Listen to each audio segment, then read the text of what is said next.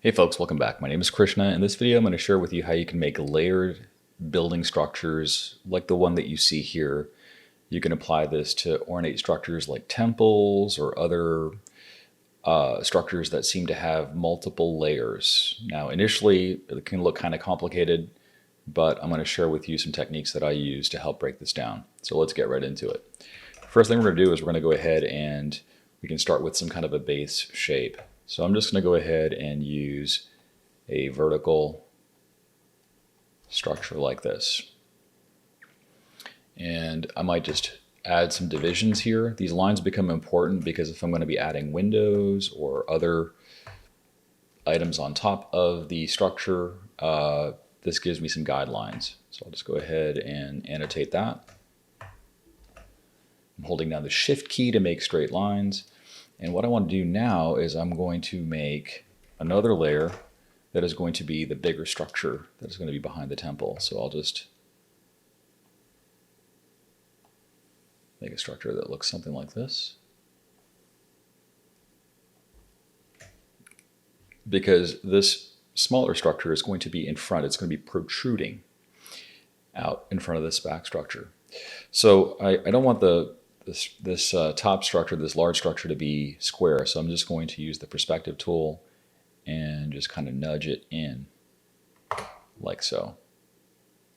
And I will also create some guidelines in case I want to put other elements like openings, statues, gargoyles, stuff like that, right? So I've got basically something that looks like that. Now, what I'm going to do is I'm going to just label this for just clarity. I'll just call this front. I'll call this one back. This allows me to keep track of what I'm working with. So I'm going to select both the front and back layers. I'm going to hit Command T. And then I'll right click and I'll choose perspective. I'll grab one of the corners like so and hit return. From there, now that I've got the proper perspective that I want, I'll just take the front, slide it up a scooch, make a copy of it by hitting Command J, move it back. I get the bottom edge to line up with the bigger structure. I'll hit Command T because I want this to be in proper perspective. And I'll hit return. This front copy will be used to help me draw the actual connection points where this thing protrudes from. So I've dropped the opacity of that layer, and on a brand new layer, I'm simply committing those exterior lines. Then I can hide the front copy altogether. So now I've got something that appears to be in front of something else.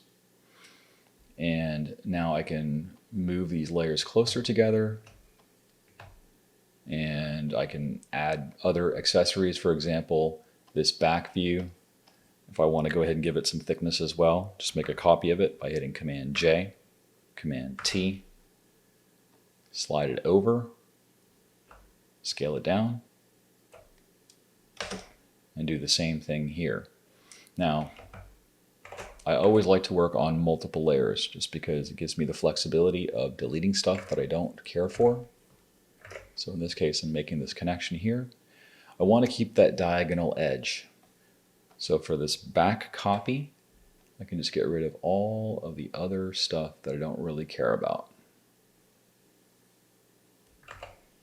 And there we go. Now we've got a structure that we can work with. If we're going to be adding any details, we can incorporate those details to give it something like a more of an ornate pattern. So I'm just going to commit all of the changes that I've made so far. I'll hit Command E. What that does is it merges everything together, and I'm just going to get rid of the layer that I don't need anymore. So I've got the basic structure for this building. To create ornate elements, I'm going to hide the layer. I'll use the symmetry tool. So I'll go to the butterfly in Photoshop, choose vertical symmetry, hit return, and I'll just make some really interesting ornate shapes. Doesn't really matter what they are.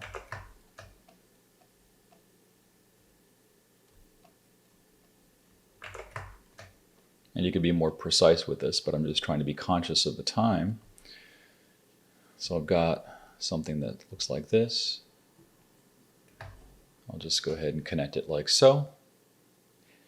I'll hide the symmetry tool. I'll bring up my original drawing. And what I want to do now is I want to match the perspective of this particular object. So if I want to have this on each row, then I'll first of all make multiple copies. I'll hit Command J.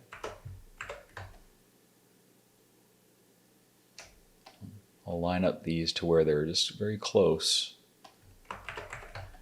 Command J. I'm lining up the bottom edge of each of these copies with the intersection point of the where the front and the side of the building meet. I'm going to shift select those. I'll hit Command T to bring up the transform tool. I'll right click. I'll choose perspective.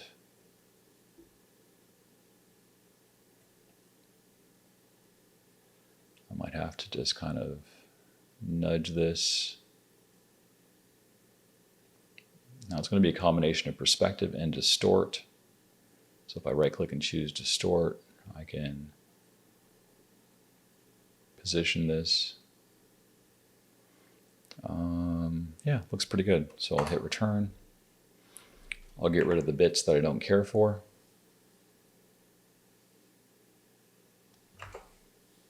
Let's merge those layers. Just hit Command X to chop that stuff off. I almost never use the eraser tool because the eraser tool just takes way more time. And some modern tablets don't even feature an eraser tool. So I've got these other bits here that I don't really care about, so I'm just going to go ahead and get rid of this stuff right here. And I want to give these objects some thickness. So I've got these structures like so. I have a couple of choices. I can hand draw those elements in. I'm going to try this and see if this works. I'll make a duplicate of those structures. Command T, scale it down, move it back a scooch.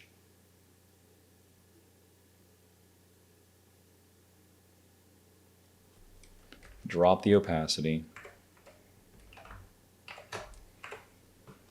And then just make those connections.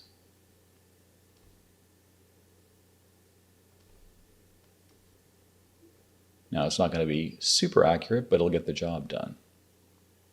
It's giving it some thickness.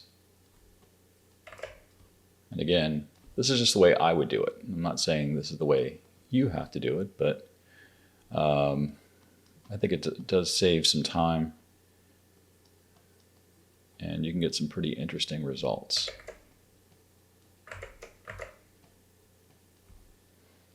So I can now merge all of those layers together.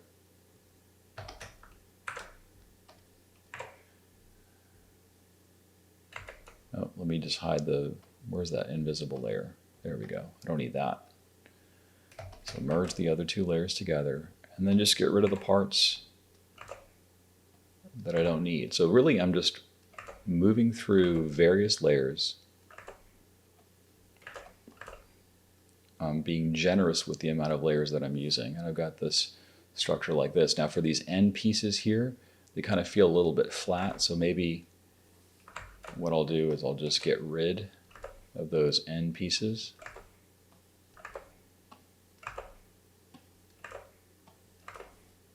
And just kind of terminate that.